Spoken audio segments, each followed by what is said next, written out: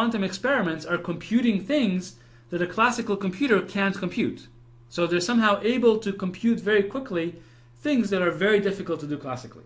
And that turned out to be correct. And in fact, the example I want to show you is one of these amazing things that, in fact, if you could build a quantum computer that's using quantum physics, then in fact you can solve this search problem not in time x, but in time square root of x.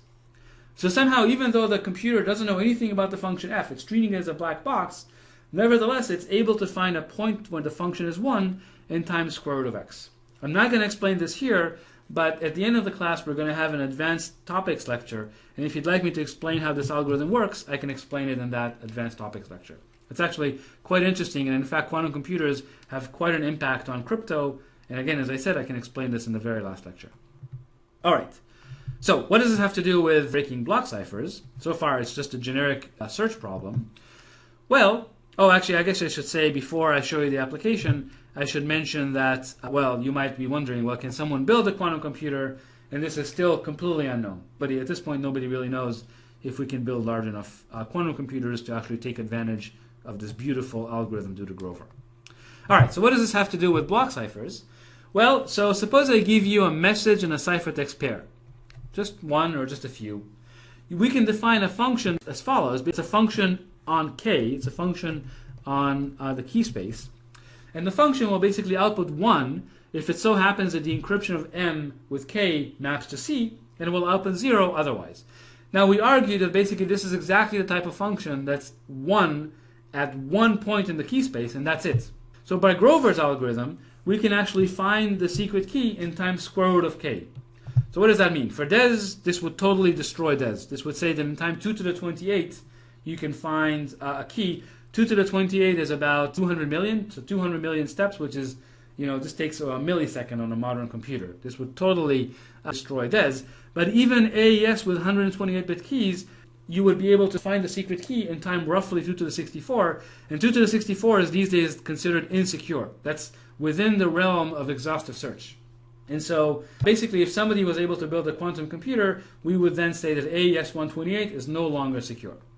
Instead, if somebody, if tomorrow you open up the newspaper and you read an article that says, so-and-so built a quantum computer, the conclusion, the consequence of all that is that you should immediately move to block ciphers that use 256 bits, because then the running time of Grover's algorithm is 2 to the 128, which is more time than we consider feasible. And basically, there are example ciphers with 256 bits, for example, AES 256. This is one of the reasons why AES was designed with 256 bits in mind, but to be honest, this is not the only reason. There are other reasons why you wanted to have larger key sizes. Okay, so this is, as I said, just a taste of the different attacks on block ciphers, and I'm going to leave it at that. If we decide on quantum for the last topic of the course, then we'll cover that in the very last lecture. Over the years, it became clear that DES and triple DES are simply not designed for modern hardware and are too slow. As a result, NIST started a new process to standardize on a new block cipher called the Advanced Encryption Standard, or AES for short.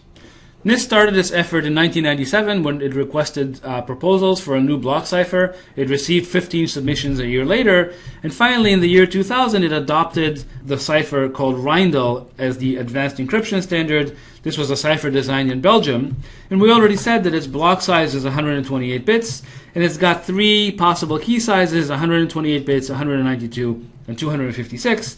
And now the assumption is that the larger the key size is, the more secure the block cipher is as a pseudo-random permutation.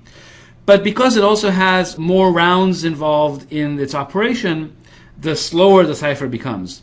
So the larger the key, supposedly the more secure the cipher, but also the slower it becomes. So for example, AES 128 is the fastest of these ciphers, and AES 256 is the slowest. Now AES is built as what's called a substitution permutation network. It's not a Feistel network. Remember that in a Feistel network, half the bits were unchanged from round to round. In a substitution permutation network, all the bits are changed in every round, and the network works as follows. So here we have the first round of the substitution permutation network, where the first thing we do is we XOR the current state with the round key, in this case the first round key. Then we go through a substitution layer where blocks of state are replaced with other blocks based on what the substitution table says. And then we go through a permutation layer where bits are permuted and shuffled around. And then we do this again. We XOR with the next round key, we go through a substitution phase, and we permute the bits around. And so on and so on and so forth until we reach the final round where we XOR with the very last round key, and then out comes the output. Now, an important point about this design is that, in fact, because of how it's built, every step in this network needs to be reversible so that the whole thing is reversible. And so the way we would decrypt essentially is we would take the output and simply apply each step of the network in reverse order. So we start with a permutation step, and we have to make sure that step is reversible. Then we look at the substitution layer, and we have to make sure this step is reversible. And this is very different from DES. In DES, if you remember, the substitution tables were not reversible at all. In fact, they mapped 6 bits to 4 bits, whereas here, everything has to be reversible, otherwise it would be impossible to decrypt. And of course, the XOR with the round key is reversible as well. Okay, so inversion of a substitution permutation network is simply done by applying all the steps in the reverse order. So now that we understand the generic construction, let's look at the specifics of AES. So AES operates on a 128-bit block, which is 16 bytes. So what we do with AES is we write those 16 bytes as a 4x4 matrix. Each cell in the matrix contains 1 byte.